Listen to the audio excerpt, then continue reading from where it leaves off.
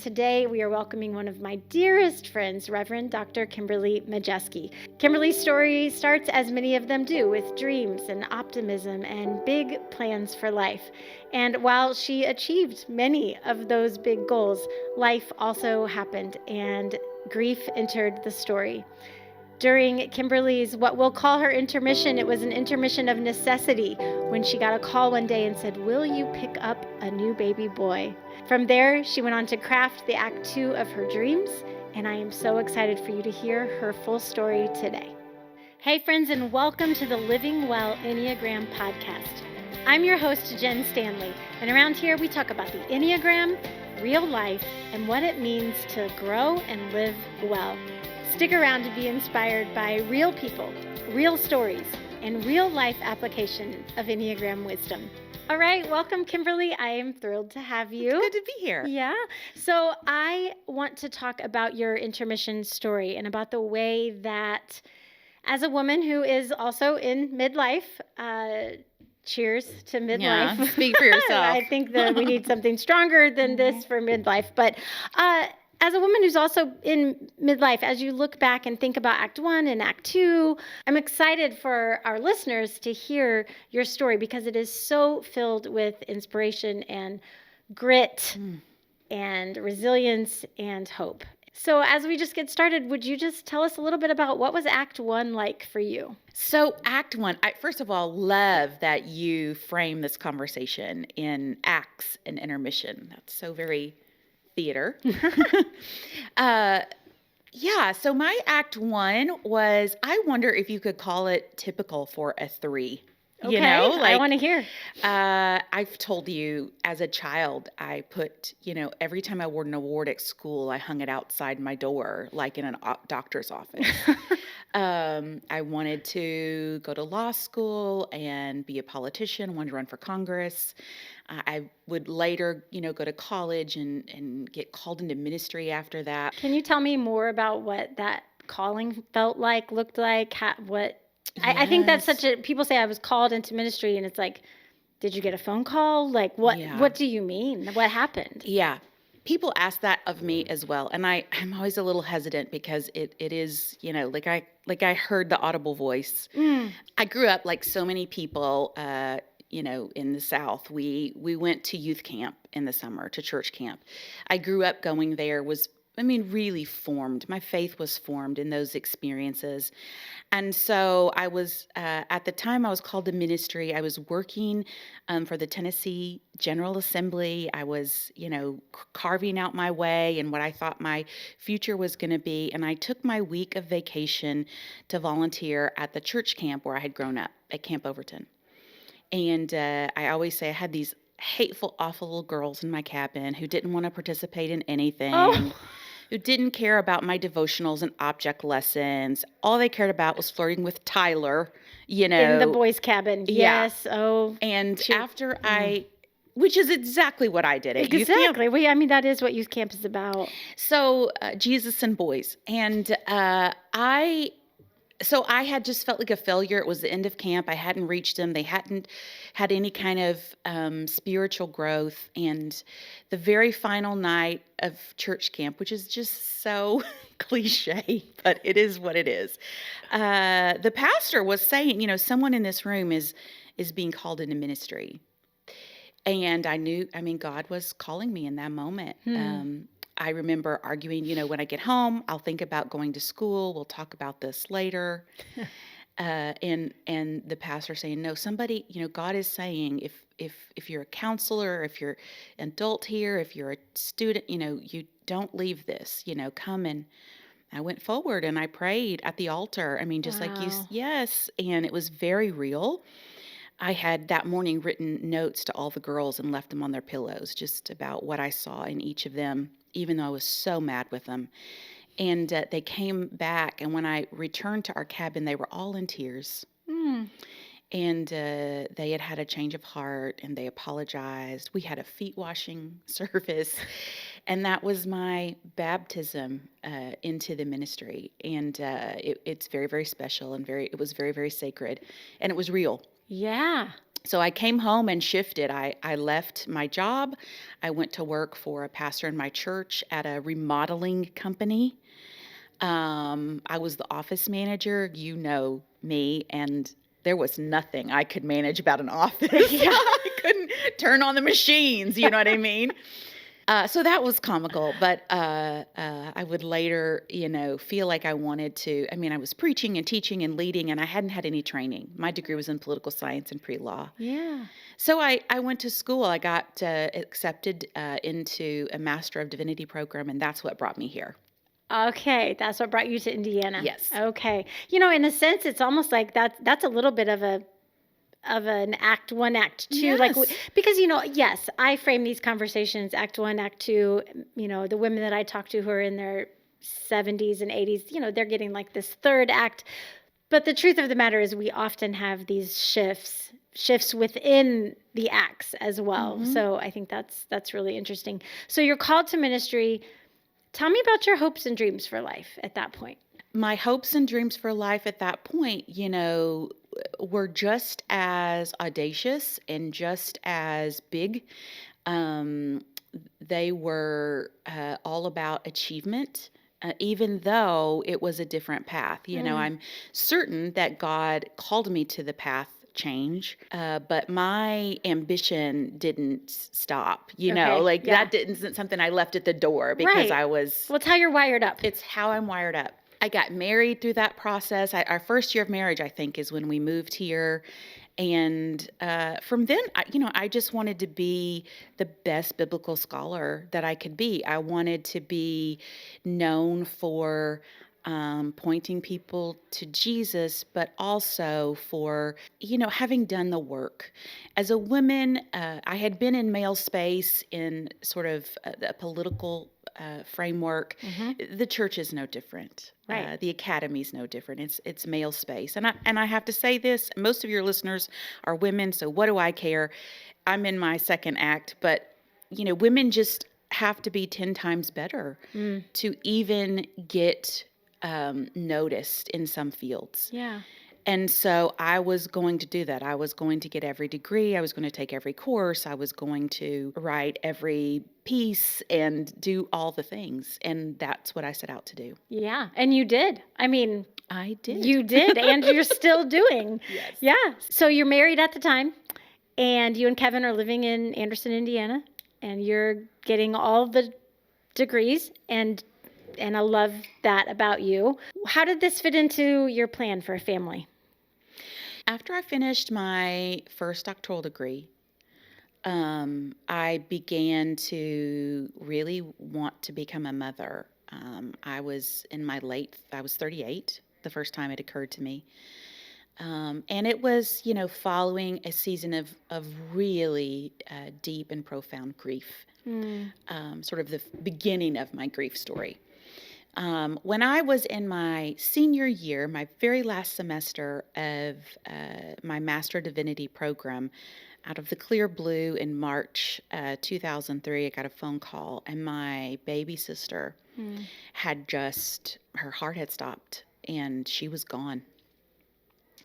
At the time, she had 3 children, a 7-year-old, a 4-year-old, and 6 months old baby. So I was 30 years old when she passed away. I graduated seminary with my Master of Divinity on my birthday, and she had passed away 2 months before.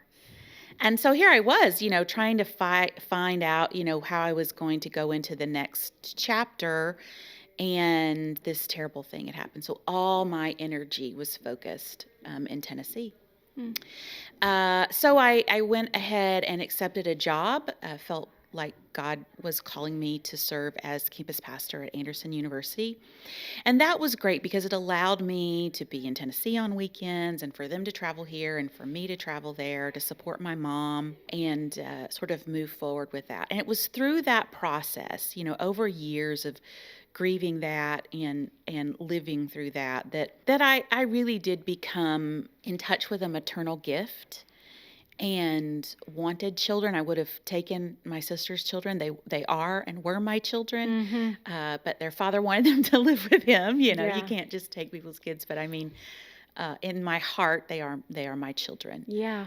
Always have been. So we began to, try to have a baby, and just went through all the things that you go through, the medicines and the appointments and the why isn't this working? Mm-hmm. And it just didn't. And so while I was grieving the loss of my sister, I'm grieving the fact that my, for whatever reason, my body isn't kicking in like everybody else's is. We did everything we could do. We did IVF. We did all the things, know. Yeah. I couldn't even grow a follicle to grow an egg.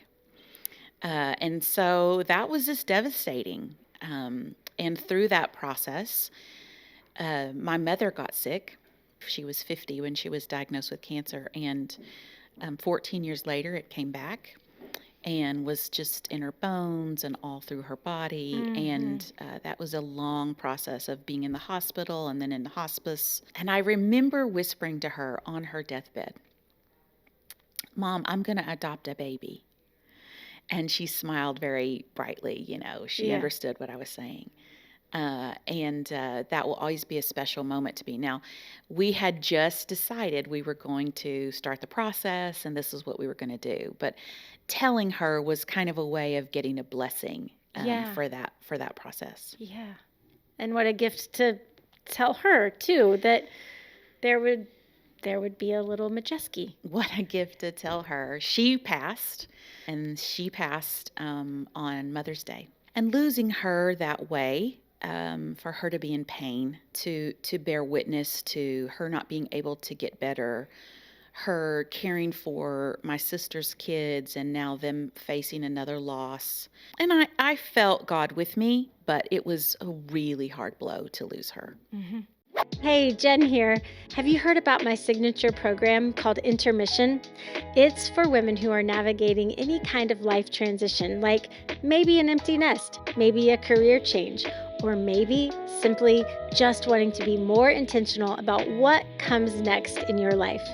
If you're interested in learning more or joining the waitlist for the next Intermission cohort, there's a link in the show notes. Then, 2 years later, we had, of course, started the adoption process. We did all the things. You do the home study. You pay the monies. You do the things. You get the phone calls. You make the book. You make the book. You put pictures so that birth moms can say, like, that's the family I want. So they literally shop for you. Yeah.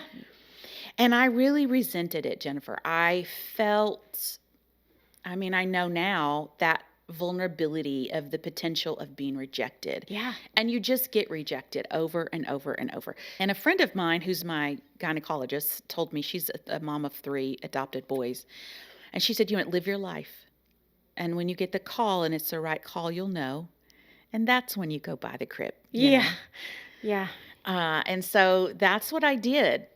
Then that next year was the third loss, and that was my baby boy nephew, who had been 7 years old when his mother passed.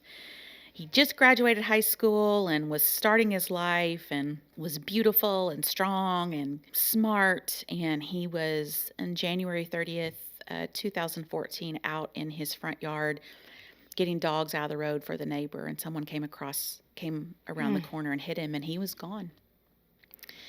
And I remember telling someone, we're like the Kennedys without the money. Oh. Because you have to keep your sense of humor. Yeah.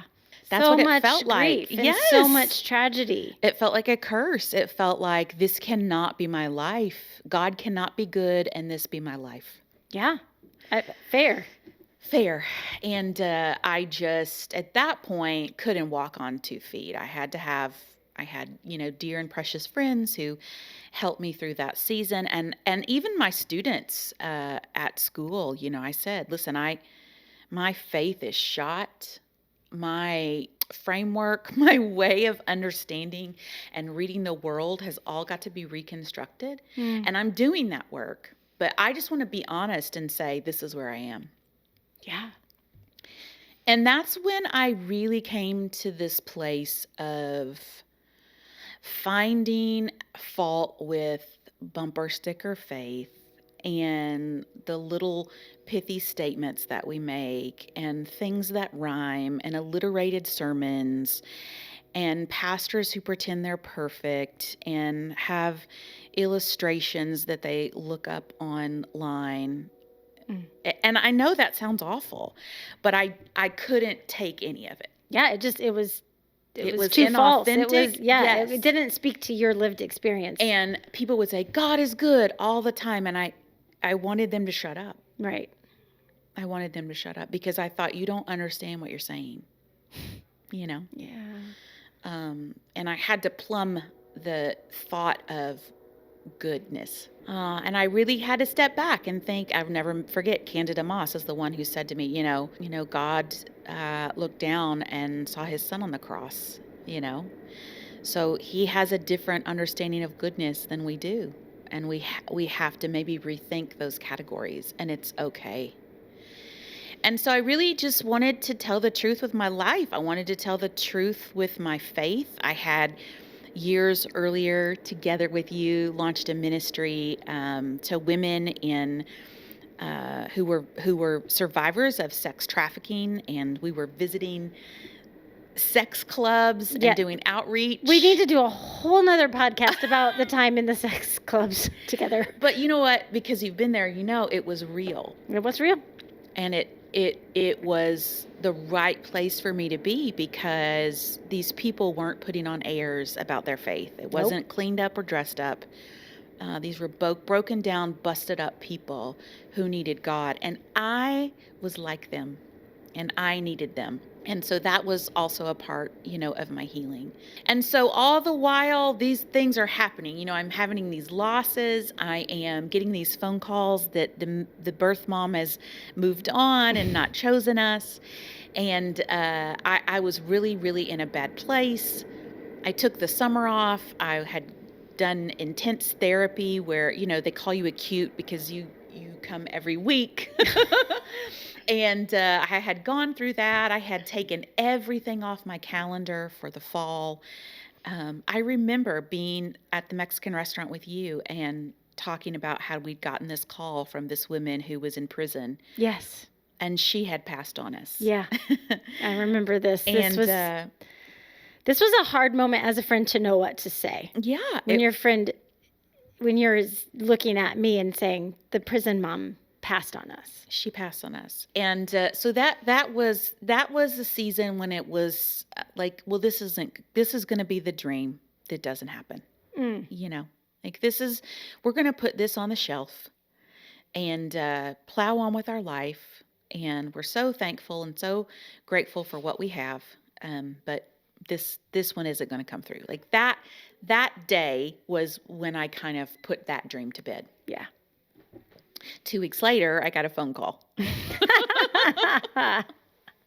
Hey, you know what would mean the world to me is if you would subscribe to the podcast on whatever channel you're listening, whether that's Spotify, Apple, YouTube, or wherever you are listening to this episode. So please subscribe, like, and follow. Thanks so much. Okay, so literally in the depths of grief, deconstructing, reconstructing faith in a whole new way, and putting the dream away for being a mother, you get the phone call that suddenly flips everything around. Yeah. So it was a Sunday afternoon. I was tired. We had friends visiting, and we got a phone call. My husband said, she's right here, and he put it on speakerphone, and it was our adoption attorney, Rebecca Bruce, who is God's own angel. And she said, we have a woman who is just delivered, and she has chosen you. And if you can be here in an hour, you can meet your baby boy. It still gives me chills. I know, me too. Oh, I remember this day. I can only say this. Sometimes when you've been through a lot of loss and hardship, and I think people will understand this. You are afraid to believe the goodness of God again. Yeah. So many times now I had to throw a suitcase together and pack enough to wear to a funeral if what happened didn't turn out the right way, because my family's in Nashville, Tennessee. And so all of a sudden I'm packing a bag to go to the hospital to spend the overnight with my newborn son. Mm. I was throwing things in, I was so aware that this is the thing I'd done before so many times. But it was different. But it was in an act of joy, an unbelievable elation. When before it's just you're crying and screaming and throwing, and I was crying and screaming and throwing, but it was happy. Yes. And I remember my husband, I said, let's just get there. He said, you're going to want to fix your hair and put on some makeup before you meet your son for the first time. And I'll always be grateful that he said that. We did take time to do that, and we literally drove up I-69, scrolling through. He drove, and I looked on the iPad for baby names. Oh. And we settled on Maximus. We named him Maximus because I was a New Testament scholar, and Logan was his middle name because that's my nephew's name that I had just lost. And so it was, 9 months later from Logan's passing that Max was born. Yeah. And then it was on January 30th, 2015, that we stood in a courthouse and did the formal courtroom adoption, which is just, we'd already signed the papers and stuff. But I was aware that it was 1 year to the day of Logan's passing that we were standing in court, holding up our baby boy and celebrating Max's adoption. God is good. Yeah, man, you had to go through it to get there. Yeah, but I know it now. What makes you know it differently this time around? It's just redemption. It didn't happen the way I thought it would. I always, tell people that's always sort of the testimony of my life. Like, people say we plan and God laughs. I wasn't able to curate my own story the way that I thought I could, Mm-hmm. But the hand of God was present through it all. I never went through loss or grief without God's Spirit and love present in God's people, who literally carried me through it, just like they carried me into this overwhelming joy. Yeah. Sometimes we are forced to go, where is God? And sometimes it's literally to your left and your right, and the people that are Yes. literally walking. Yes. And I am a testimony to that. I couldn't have existed without you and without our friends. And we had because we're all shopping for baby. We're buying car seats and strollers and all the things while you're at the hospital. So I text my friends, I text my family. They're like, "What? We had no idea." Yep. I put on Facebook that Majeski classes were canceled Monday and the picture of the baby, and everybody in the universe in fact, I feel sorry for other babies that were born in that season because my kid got all the attention. So, when I talk Act 1 and Intermission and Act 2, I'm really just using language around the idea that we get to be an active creator within our life. Yeah. We get to be this co-author with God, who, by the way, I say this over and over in my coaching, is that God only knows how to write a redemption story. That's it. That's the only kind of story he knows how to write. Mm-hmm. And if you haven't seen that yet, it's just because the story hasn't. Yes, you're in the middle of the story. You're just in the middle, and that's not there yet. And so the idea of an intermission is just, I get to have agency here with God to create something new. And so your intermission came crashing in with a new baby boy, Maximus Logan Majeski. And here we are 11 years later. What has this act looked like for you? And how has it been different? And how have you grown? And what have you created that maybe you never thought Yeah, well, I became a mom at 41.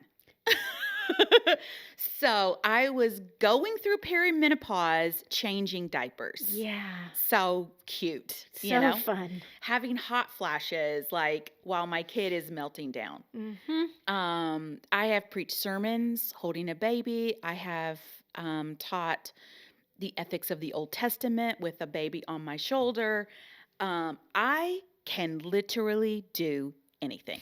Yes, you can. So the reorientation of my life has been around this gift of God.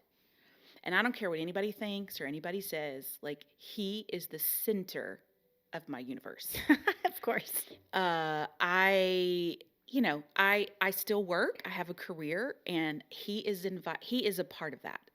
He just last year went with me to our Wesleyan Theological Society and helped me host the women's studies gathering. He's writing on the board what the ladies are saying and the theological words in his Aw. Baylor University hat, because he wanted to go because we could see the Baylor boys play basketball. Okay. It is the sweetest, most lovely, unexpected gift of my whole life.